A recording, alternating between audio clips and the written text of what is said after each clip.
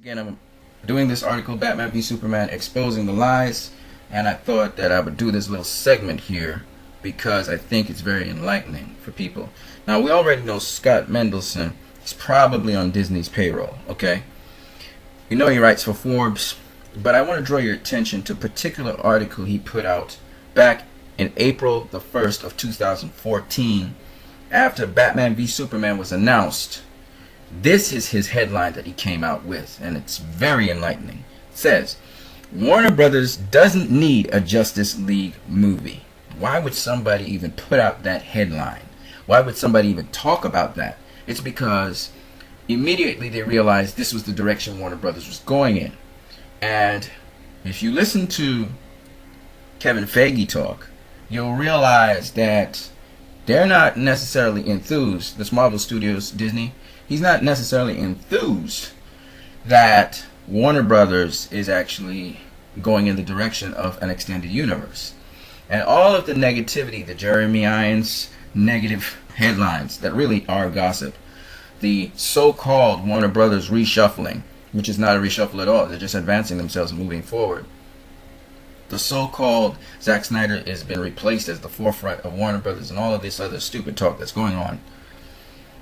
That Batman v Superman wasn't a success. They tried to get it to sound like it was a box office flop. That didn't work, so they're trying to talk about it being a disappointment. All of these attacks are because of this, that Disney does not want Warner Brothers to head in the direction of forming an extended universe. Scott Mendelson, go check out the article if you want for the details. But he basically says in this article that Walt Disney were doing poorly. They weren't doing as well in terms of their movies and so on. And when they acquired Star Wars franchise as well as Marvel, this is what started to generate major revenue for them. Okay? Now, to be fair to Walt Disney, I think they still put out pretty good animation features. And they do have a good formula.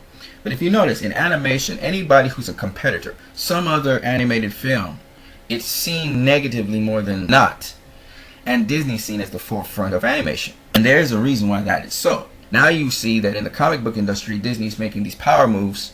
You know, you saw them last year sink the Fantastic Four movie, which wasn't a bad movie. It was trashed. And that's because Disney's engine was put into play to sink that film. Because Disney has been battling for the Fantastic Four franchise from Fox, as well as the X-Men.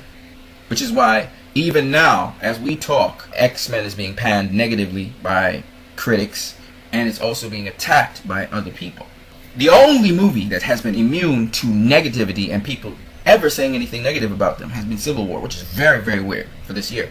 So Scott Mendelson is arguing that Disney, their main thrust and their money sources in these Marvel films and in the Star Wars franchise. Whereas Warner Brothers is much more diverse, and they can go to other films, they can go to other things, they can deal with animation, they can deal with no animation, and though they don't need to form a Justice League movie as a result. Now, that's the stupidest thing I've ever heard a person write in an article, because it says that this person's bucking. They don't want the Justice League to be launched because they know what would happen. And I'm going to show you some figures now that support what I'm saying. Alright, so Captain America Civil War, is topping out at $1.1 billion. Alright, so it looks like it's going to, well, it's an estimate actually. It's not the actual figures.